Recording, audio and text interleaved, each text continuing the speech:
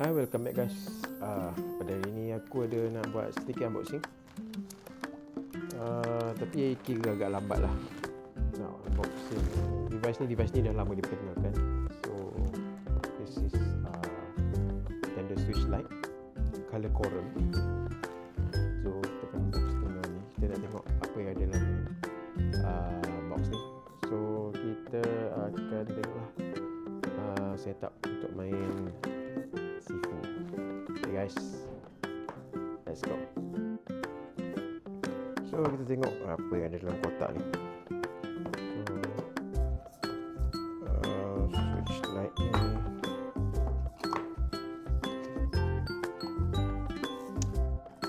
ni bagian depan ni,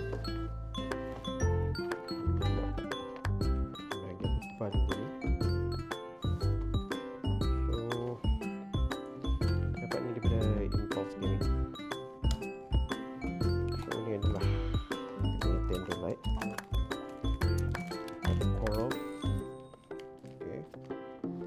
Dalam kotak kita ada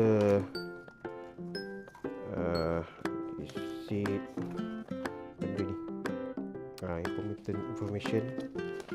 So dalam ni basically ada charger lah. Charger ni khas untuk light.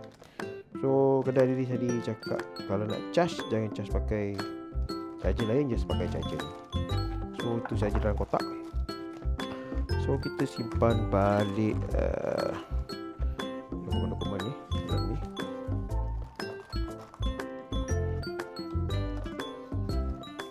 So kotak kita tak lebih. Tengok untuk light. So ini kita dah pasang lantai 14.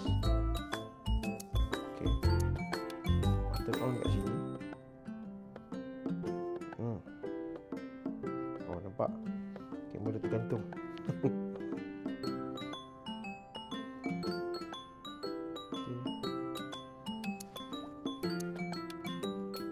Bateri tinggal sikit.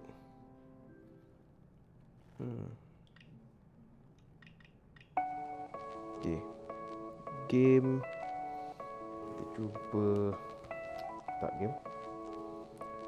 So game ni kita try buka. So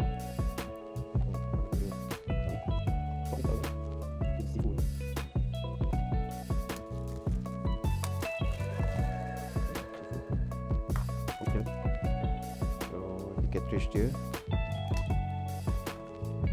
letak cartridge ni.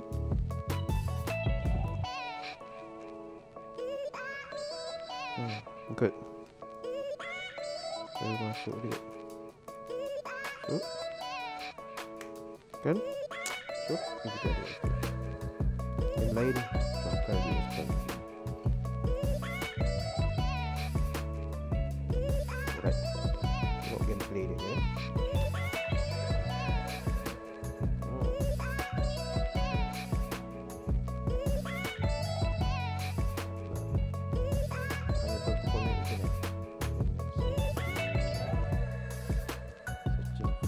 Work.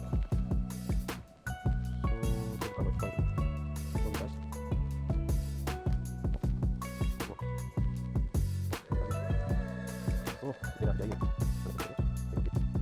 Okay guys, itu saja video unboxing kali ni. Video setup nanti kita akan buat kemudian. Dan thank you for watching.